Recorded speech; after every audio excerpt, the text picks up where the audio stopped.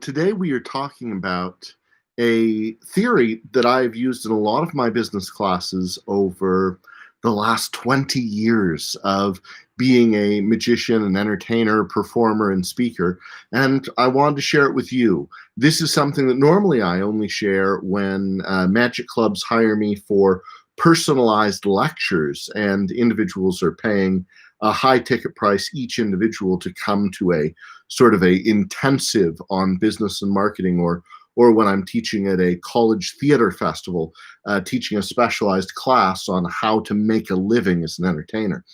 This is the first time I've really released this in a public way, and I'm releasing it first for the members of my Patreon page. So again, thank you so much for being a part of the Patreon page and allowing me to share this with you.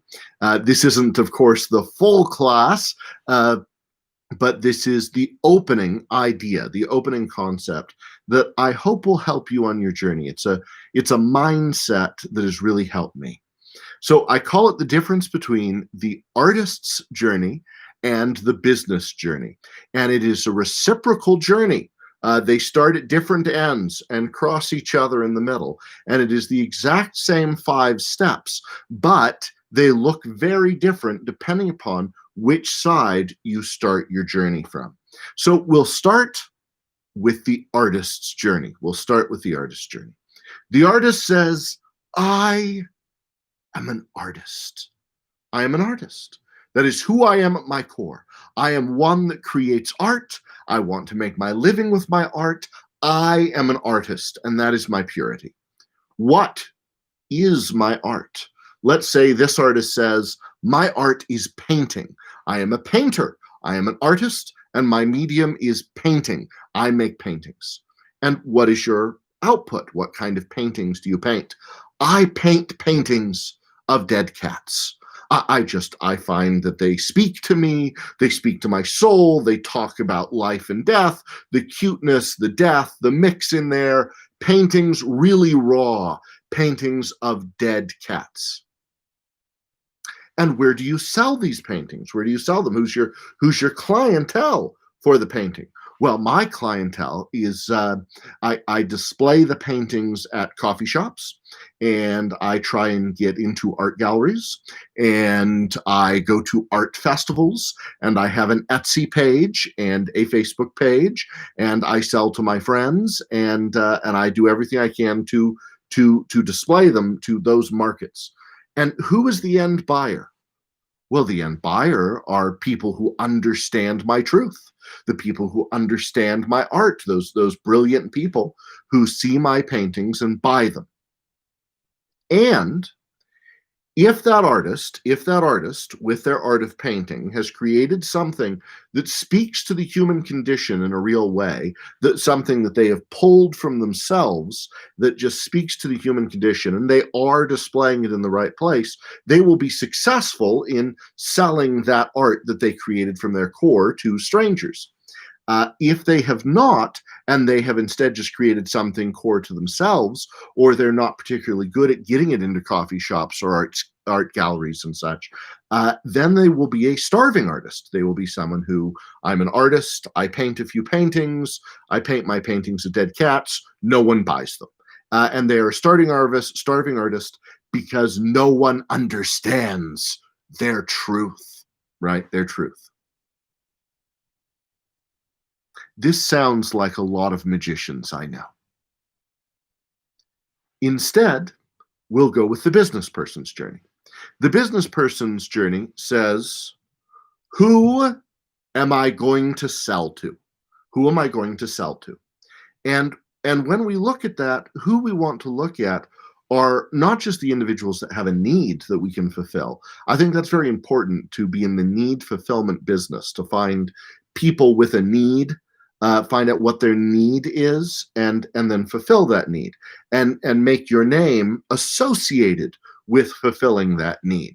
And so when we think of the thirst quencher, when we think of I need a copy, when we think I want to blow my nose, we think of, right? There are certain brands that their name is associated with fulfilling those particular needs. But more importantly to me, as a first step, is to say, that I want to fulfill the needs of people that have money, of people that have extra money. Because if I'm not fulfilling the needs of people that have extra income, expendable income, because I'm a magician, I'm an artist, I'm a bauble, I'm a plaything and a toy. What I provide is not food and shelter. In Maslow's hierarchy of needs, they need to fulfill a few needs before they get to, and I need a magician. So, who has extra capital lying around that they can spend on entertainment and joy? And so far in my career, I've found that most of the time that is tech companies, medical companies, country clubs, major Fortune 100 companies, major organizations, and so companies, groups, large organizations, people that are successful. So I find out who I want to perform for. Then I find out, where do they gather? Rather than just putting on my art in the local coffee shop, I want to know where these people gather. Do they have trade shows? Do they have conventions? Do they have a journal? Do they have a regular magazine that comes out? Do they have a Facebook page where they gather? Do they have an annual conference, an annual meeting? Where is it that they gather? Because they do. There's a place that they gather to share information and to make decisions. Once I find out who I want to perform for and where do they gather, I create a product that is specific in its ability to fulfill their needs. So I build a show or a lecture or a presentation that fulfills their needs and is very customized to fulfilling their needs. Then I add in magic, because that's the medium that I love to add in. And then I cast myself as the artist, as the magician who performs the magic in the product that fulfills their need, that I sell to them at the place they gather, the people that I have defined as the individuals with extra income that could use what it is that I provide. So most magicians that I've seen, they say, I am a magician, and they build a magic show. And that magic show is built out of the magic tricks that happen to fool them, that they could also afford, that they could also easily perform, that they had the skill to perform. So most magicians build a show based on, these are the tricks that fooled me, that I can afford, that I know how to perform. And then they put it out there, build a show out of that, and hope someone will buy it. Like in Oliver Twist being there, who will buy this wonderful morning, such a sky I never did see. And if they are brilliant and have touched the soul of others through themselves, then they are successful artists. If not, they are starving, struggling artists.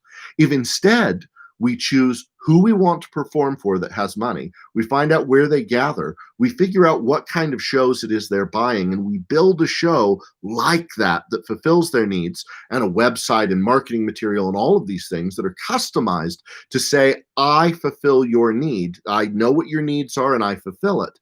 Then we add magic and we cast ourselves. Now we have a very bookable show. We have a very, very bookable show. And so something I remind myself every day is that there's nobody who woke up today and said, you know what I need to do before the day is out? I need to book Paul Draper. I need to make sure Paul Draper has money. There isn't an agent or a manager or anyone alive who is ever going to be a better salesperson than I am, a better salesperson than you are. You will have to be salesperson in chief of your show. You can hire other salespeople eventually, but you have to already be making enough money on your own that you can give up 20% of what you're making and it won't hurt you. It will support another human being, 20% of what you're making. And so for a long time, you have to fight the fight of doing this on your own and being the business of show business. Next, you have to look at this business of show business and say, all right, I am in the need fulfillment business. And even though I love these pieces of magic, or I love these stories, or I love doing these things. Those are things you can do in your hobby time. Those are your own time. But you need to spend your time in the business of being an entertainer, fulfilling the needs of others.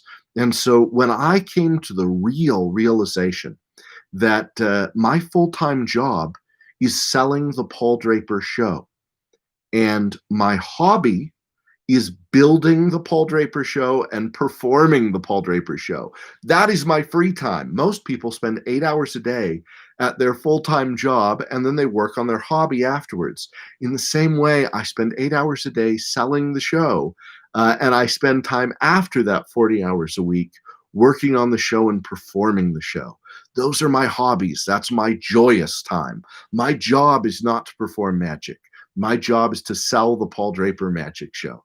So this is installment 1 for Patreon on a bit of the business of being a magician, of the magician's journey versus the artist's journey. Let me know if you'd like more videos like this. I have about 3 hours of material on it, and this is just the first taste. So again, thank you so much for supporting me here on Patreon. It's making all the difference in the world. Have a wonderful rest of the day. Bye, everyone.